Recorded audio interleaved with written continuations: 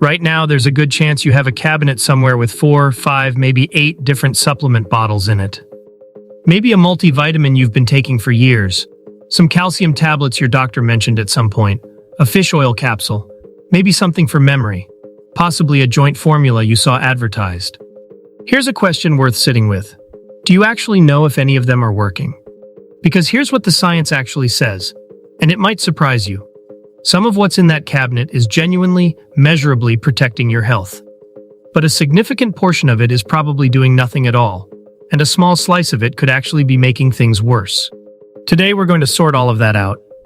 We'll look at which supplements have strong evidence behind them for people over 60, why your body's relationship with certain nutrients changes as you age in ways that genuinely matter, and how to recognize when you're being marketed to, rather than helped. Let's start with something most people don't know. Before we talk about any specific supplement, there's a foundational fact you need to understand, because it changes how you should evaluate everything you see on a supplement label. In the United States, dietary supplements are governed by a law called the Dietary Supplement, Health and Education Act, passed in 1994. And what that law essentially says is this: supplement manufacturers do not have to prove their products work before they sell them to you. That's not a conspiracy theory, it's just the law. Prescription drugs go through years of clinical trials before the FDA approves them. Supplements don't. The FDA can take action if a supplement is proven dangerous after the fact, but the burden of proof is reversed. It's sell first, investigate later. This matters because it means that when you see a supplement bottle that says supports memory or promotes heart health, those claims are not verified by any government agency.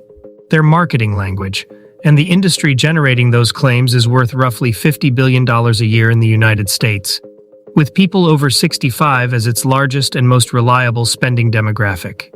That doesn't mean all supplements are scams. Far from it. Some have genuinely strong evidence behind them. But it does mean that the starting assumption should be skepticism, not trust. Now let's talk about what actually holds up. Of all the supplements with solid evidence for people over 60, vitamin B12 is the one that stands out most clearly. And here's the interesting thing. It's not because seniors aren't eating enough B12. Most people over 60 consume adequate amounts of B12 through meat, eggs, and dairy.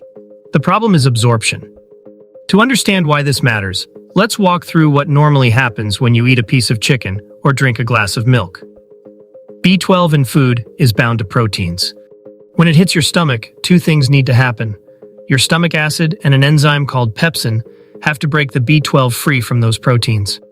Then it travels through your digestive system and gets absorbed in your small intestine with the help of a protein your stomach produces called intrinsic factor. That's a lot of steps, and every single one of them becomes less reliable as we age. The main culprit is a condition called atrophic gastritis, a chronic inflammation that causes the stomach to gradually lose its acid-producing cells. It affects somewhere between 10 and 30% of people over the age of 60. When your stomach doesn't produce enough acid, B12 can't separate from food proteins in the first place. The whole absorption chain breaks down before it even starts. Researchers call this Food-Cobalamin malabsorption, and it accounts for the majority, somewhere between 50 and 70%, of B12 deficiency cases in older adults. The result is that B12 deficiency is surprisingly common in this age group. Estimates range from 5 to 40% of people over 65, depending on the study and the measurement cutoff used. A conservative way to frame it, up to 1 in 3 older adults may have some degree of B12 insufficiency. There are also specific medications that make this worse. If you take metformin for diabetes, studies show it can cause B12 deficiency in up to 30% of long-term users by interfering with a calcium-dependent step in the absorption process. If you take proton pump inhibitors, the acid reflux medications like omeprazole, high doses are associated with about a 25% higher risk of deficiency. For the same reason, atrophic gastritis causes problems. No acid, no B12 release from food. So what happens if your B12 is low? The symptoms are easy to miss or attribute to just getting older.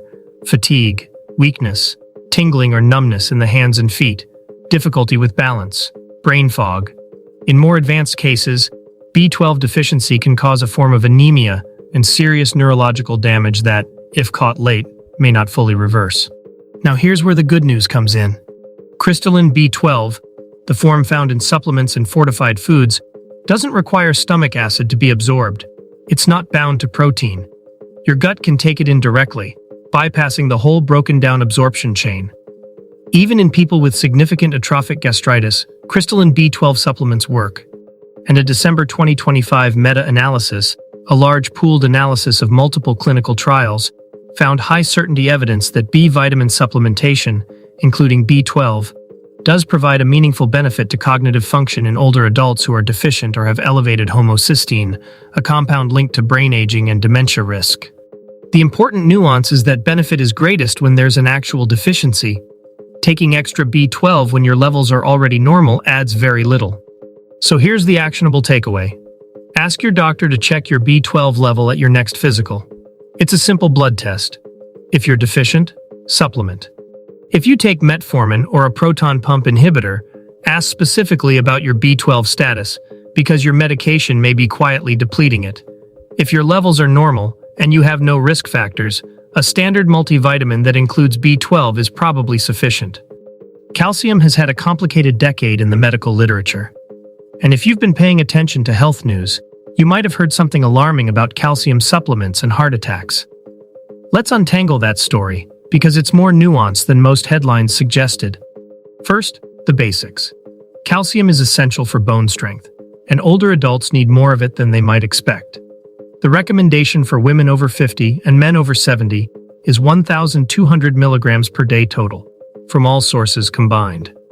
Most seniors don't consistently hit that through diet alone, particularly as appetite and dairy intake often decline with age. The fear about calcium and heart health started with some earlier research suggesting that taking high-dose calcium supplements could cause brief, sharp spikes in blood calcium levels, the kind of spike you don't get from eating cheese or drinking milk, because dietary calcium is absorbed more slowly. The concern was that these spikes might contribute to calcium deposits in the arteries and increase heart attack risk. That fear was taken seriously, and it was worth studying. Here's what the more comprehensive evidence now shows. A 2023 meta-analysis, a pooled analysis of 12 randomized controlled trials involving approximately 88,000 participants, found no significant association between calcium supplementation and cardiovascular events. No increase in heart attacks, no increase in stroke, no increase in heart failure. For the average, generally healthy senior, supplementing to bridge a dietary gap does not appear to come at the cost of heart health. However, and this is an important however, a 2026 study published in the Journal of the American Heart Association found something more specific. In people who already have established cardiovascular disease, taking calcium supplements alone, without vitamin D, was associated with a 21% increased risk of recurrent cardiovascular events. That risk disappeared when calcium was combined with vitamin D. What's the mechanism? The hypothesis is that in arteries already affected by disease, those transient blood calcium spikes may contribute to hardening of plaques. Dietary calcium, absorbed gradually through food, doesn't trigger the same spike. So what should you do? If you're a healthy senior, prioritize getting calcium from food. Dairy, leafy greens, canned salmon with bones, fortified plant milks. Track it for a week with a free app. You might be surprised where you land. If you're consistently under 800 milligrams from food, a modest supplement of 500 milligrams or less, taken with a meal, not all at once, is reasonable. If you have heart disease, this is a conversation to have with your cardiologist. Food first is especially important for you. If supplementation is needed, don't take calcium alone. Combine it with vitamin D. And talk to your doctor before making any changes, especially if you're on other medications. Let's spend a minute on multivitamins because most people over 60 take one, and there have been two very different sets of headlines about them recently. The first set came from a large NIH-funded study published in June 2024, which followed nearly 400,000 healthy adults for 20 years. The conclusion: regular multivitamin use was not associated with living longer. It didn't reduce the risk of dying from cancer or cardiovascular disease. For a well-nourished adult, the multivitamin is not a longevity pill. The second set came from a series of clinical trials called the Cosmos studies, the Cocoa Supplement and Multivitamin Outcomes Study. Across 3 separate sub-studies, researchers found something different. Daily multivitamin use significantly slowed age-related cognitive decline. One sub-study found it was equivalent to reducing cognitive aging by about 1.8 years. Another found a memory delay of more than 3 years. So which is it? The reconciliation is actually pretty straightforward. Think of it this way. Multivitamins may not add years to your life, but they may add quality to those years, specifically by helping preserve cognitive function. The benefit is most pronounced in people who have nutritional gaps, which is not uncommon in older adults. A daily multivitamin is a low-cost, low-risk way to cover those gaps and protect brain health. That's a reasonable case for taking one. Now let's talk about the other side of the cabinet. Let's start with one of the biggest names out there, ginkgo biloba. It's been marketed for decades as a memory enhancer. The GEM study, the largest clinical trial ever conducted on ginkgo and dementia, found no evidence that it prevents or slows cognitive decline. It doesn't work for that purpose. Save your money. Then there's high-dose vitamin E, once thought to be a powerful antioxidant against heart disease and cancer.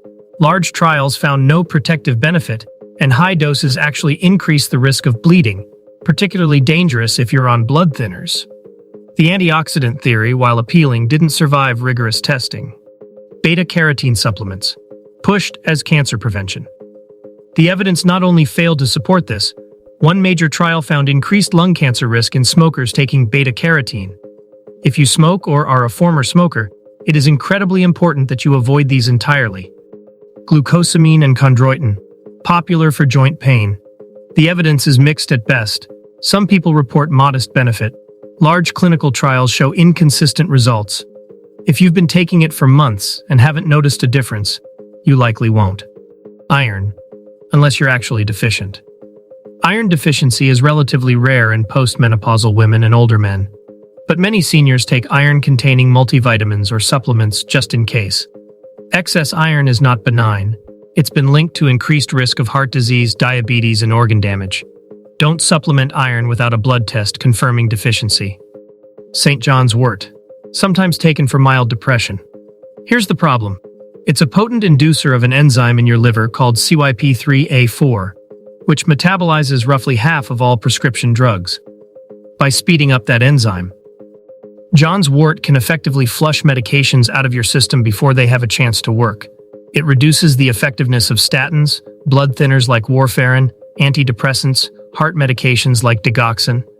The interaction risk in someone taking multiple medications, which describes most seniors, is genuinely dangerous. The supplement industry spends billions on marketing targeted specifically at people over 65. Here are the phrases that should immediately make you skeptical. Doctors don't want you to know this. Any product that positions itself against mainstream medicine is using a manipulation tactic, not providing evidence. All natural, totally safe, no side effects. Natural does not mean safe. Hemlock is natural. The question is whether a substance has been studied. Natural is a marketing word with no regulatory definition. Miracle cure, or claims to treat multiple unrelated conditions. No single supplement treats arthritis, memory loss, and heart disease simultaneously. Broad, sweeping cure claims are a bright red flag. Testimonials instead of trials. A person's story is compelling but not evidence. Always ask, has this been tested in a randomized controlled trial? If the answer is we don't know, that's telling. Urgency and scarcity. Only 100 bottles left. Sale ends tonight. Pressure tactics are designed to prevent you from thinking clearly about a purchase. So what's the practical framework here? Think of it in 3 tiers. Tier 1 is about testing, not guessing. Ask your doctor to check your vitamin B12 and vitamin D levels. If you're deficient, supplementation isn't optional. It's a medical intervention. This is especially important if you take metformin, a proton pump inhibitor, or if you eat little to no meat or dairy. Tier 2 is about bridging genuine gaps. Track your calcium intake for a week.